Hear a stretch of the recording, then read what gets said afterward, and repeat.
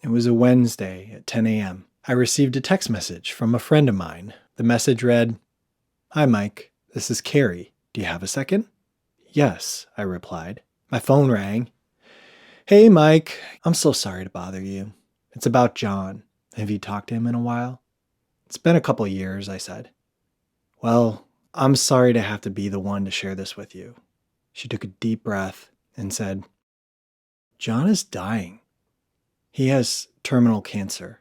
He just went into inpatient hospice. He's no longer able to speak. If you want to send him a message, I can give you his mom's phone number and you can send her a text message that she can read to him. But no pressure though, just in case you want to. I'm so sorry."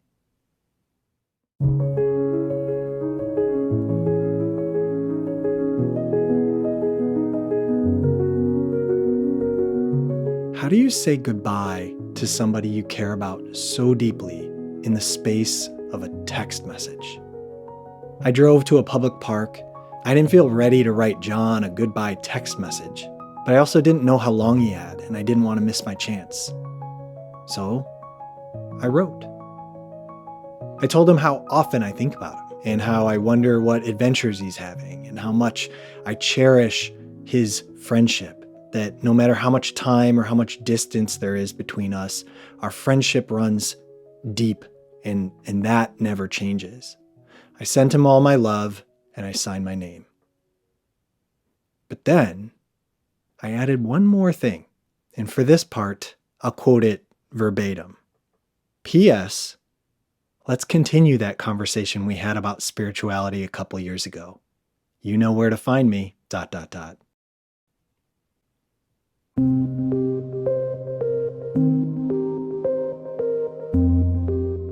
The next couple days, I stayed in touch with Carrie over text message, but no news. I secretly wished I could have gone to visit John, but it didn't feel appropriate to suggest imposing on his family during these precious final days. I stopped checking in with Carrie every day. I knew I'd hear an update when I was meant to hear one. And then, instead, in my own woo-woo kind of way, I just communicated with John directly, intuitively. I beamed him my love and prayers. I said the things that I wanted to say. I worked toward coming to peace with how I wasn't going to see him again, which made me think a lot about that last conversation I'd had with him a couple of years prior. John had reached out to me, wanting to connect with me specifically about something. When he called me, he began sharing things with me that made it clear to me that he had been turned on to spirituality in some new way. He was really excited about it. It felt like he was connecting with his soul's journey. And I was so excited to have this new thread of mutual connection with him. We said an ordinary goodbye, but now, as I thought about our last conversation, I found myself wishing that I had known it was our last conversation.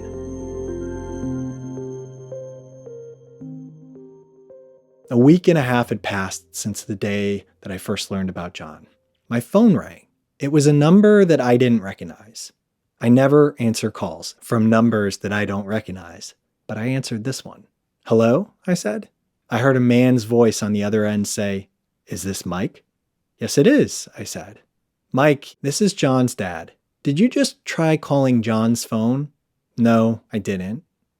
"Well, we're completely locked out of John's phone. It still rings, but all it shows is the city that's calling and part of the number. I saw a call just come in from Rochester, Minnesota. Did you live in Rochester, Minnesota?" "No," I said. "I lived in Rochester, New York." "Oh," he said. "Well, I'm with John right now. Do you want to talk to him?"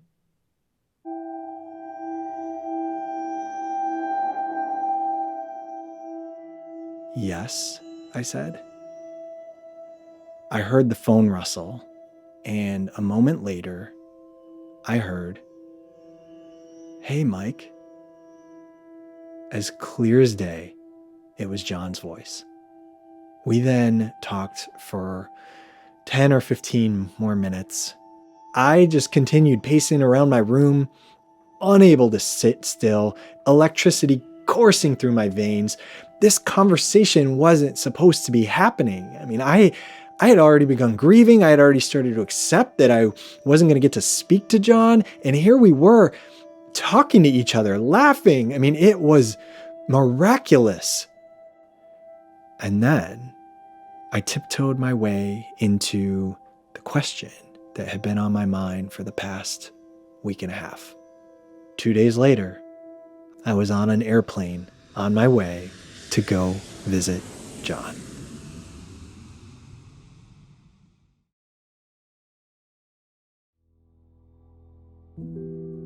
I arrived at the hospice center in the early evening. I walked into the room. John was laying in the bed, sound asleep. And then I sat beside his bed. I said, "Hey, John, it's Mike." His eyes opened. He gave me a huge smile. And for the next couple hours, I sat there talking to John and reconnecting with his mom. I was so grateful to be there. But I've never been with someone who is dying. I was feeling all this doubt about how to be, what to say, what not to say. I asked him a few questions, but he was only able to say a few words at a time, and sometimes it was too taxing and he had trouble answering at all. So, I tried to do most of the talking, but I'm not so good at one-way conversation. Felt like the things that were coming out of my mouth, they just felt stilted and superficial and not authentic. And I just, inside, I was beating myself up about it. I felt like I was letting him down. I felt like I was letting myself down too. That evening, I sat for another couple hours with John all by myself. John was mostly asleep. The television was on his room. It was playing some professional wrestling. Any image of peaceful, quiet, serene sort of situation was being flushed down the drain by 300-pound guys in tights smashing chairs over each other's backs. It felt like the quintessential cosmic joke. Like the universe was trying to crush any expectations I might have brought with me about what this experience will be like right at the outset of my visit. But I didn't want to turn it off in case that's how John wanted it, especially overnight when I wasn't going to be there. I got back up and then I let myself out the door. And I said to myself, tomorrow I'll show up better.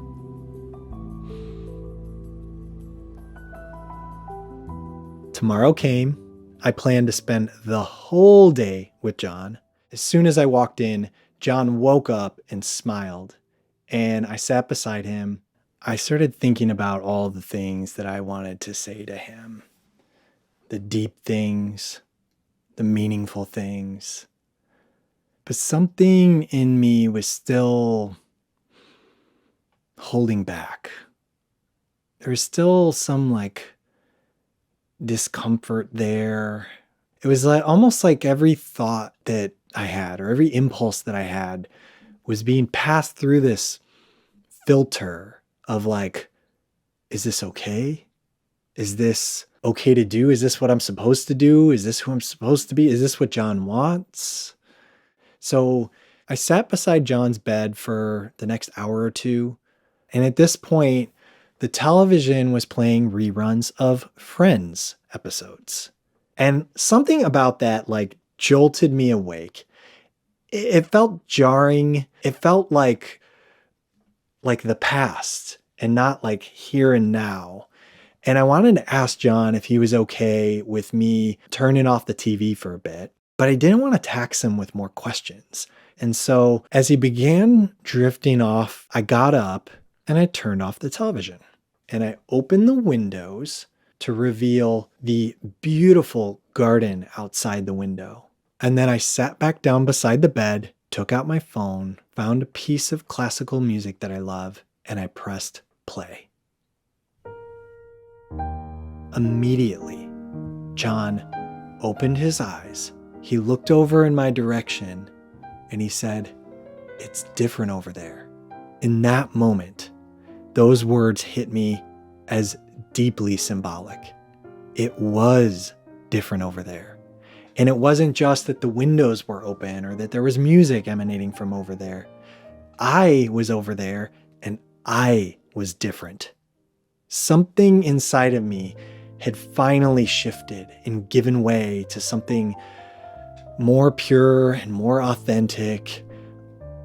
Up until that moment, I had been wishing that I was better at one-way dialogue or better at telling stories or better able to read John's needs, all the while worrying that I wasn't doing right, like just kind of almost like half holding my breath.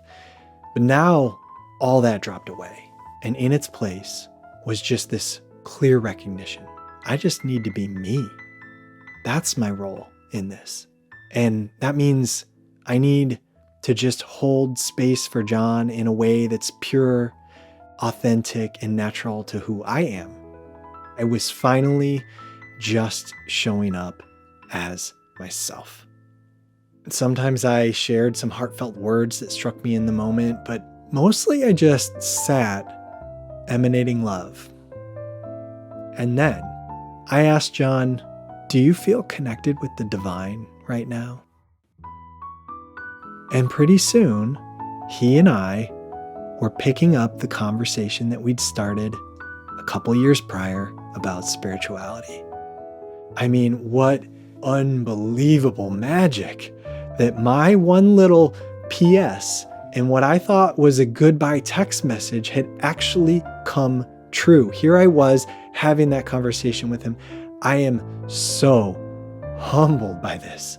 I mean, all I can say is miracles really do happen.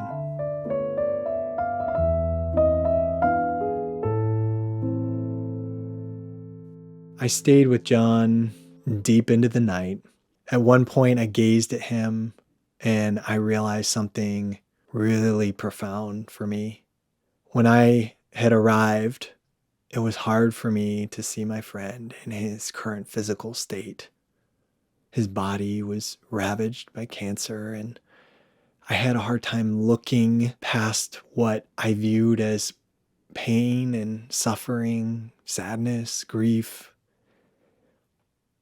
But now, when I looked at him, I just saw beauty.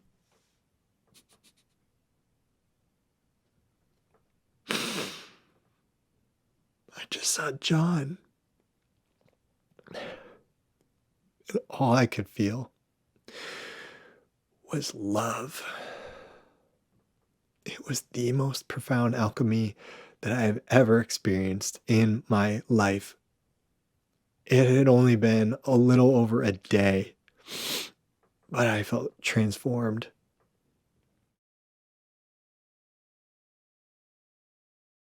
The next morning, it was time for me to head back to the hospice house one last time to see John and to say goodbye. When I walked in, John was sitting up in bed, just peacefully watching the birds outside his window, and he was completely serene. I sat beside his bed. I told him how much I love him. I told him what an amazing soul he is and what a special part of my life he's been. And I just kept saying, "I love you so much, man. I love you so much." Then I took his hand, and the two of us just sat holding hands and watching the birds outside the window for the rest of my time there. And then, before I got up to leave, I said, "Hey, John, I have a favor to ask of you." "Sure," he said. And I said, "Even after I leave here, I want to keep our communication going, intuitively, wordlessly." I then told him some signs, ways that he can communicate with me. And John looked straight into my eyes and he said, "I'll definitely do that." I said goodbye and I leaned in to give him a huge, gentle hug. It is a hug that I will never forget. And then I let myself out the door. On my way out, I walked by the piano in the lobby and I set my bag down and I opened the piano and I played a song.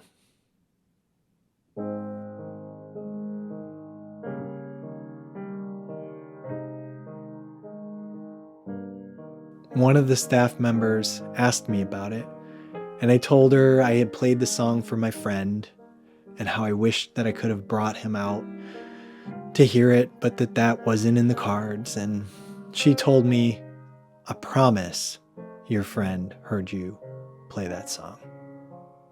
I smiled, I signed out, and I walked out of the building. So what can you say about an experience like this? It's too big for words. And my gratitude, oh my gosh, for the gift that John gave me to share in something so sacred in a way that I can feel deeply has reshaped my relationship with something that so many of us fear, and to loosen my attachment to physical form and connect with who we are beyond these limited bodies. What a gift. What an absolute treasure. I am so humbled and so grateful. But it wouldn't be my life if there wasn't one more thing to say. A postscript. Are you ready for it? P.S. After I left the hospice center, I climbed into my rental car. I'd been in and out of that car, I don't know, a dozen times over the past 2 days. Each time I started the car, nothing happened other than what you'd expect. The engine would start, and then I would connect my phone and I'd enter the address I was going to into GPS and I'd be on my way. But not this time. This time, right after I connected my phone, the radio turned on all by itself. And it skipped to a staticky AM radio station coming in and out of focus. Amidst that static, I heard the faint sound of a lone piano player playing a song. Huh, I said. Then I turned the radio off. And then the radio turned itself back on. And I turned it off again. And it turned itself back on again. I smiled. We did this dance about 3 or 4 more times. And I started laughing. John, are you fucking with me? What an absolute incredible moment for me. And then after a minute of marveling at the wonder of it all, I said, "All right, man, I hear you loud and clear. Message received. Now please, let me listen to something else." This time, the radio behaved, and when I pressed play, the playlist that I'd made for John picked right up where we'd left off the day before, and I drove to the airport.